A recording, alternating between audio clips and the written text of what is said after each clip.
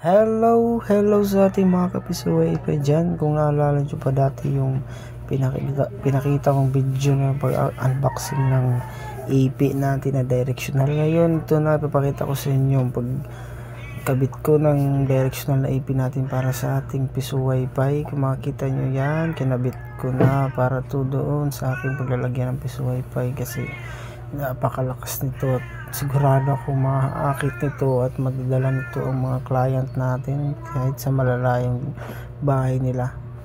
Ayan, pakita ko multiple EP, magiging tatlong EP na yan kasi meron pa ako isa na W73, ilalagay ko din dyan. Yan, papakita ko sa inyo, malakas to, aabot to ng 500 to 1000 meters yung aabotin nito.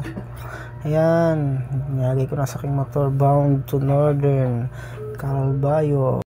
Para sa mga gustong umorder ng EP natin, ilalagay ko lang sa Uway yung basket. Click na lang. Maraming salamat.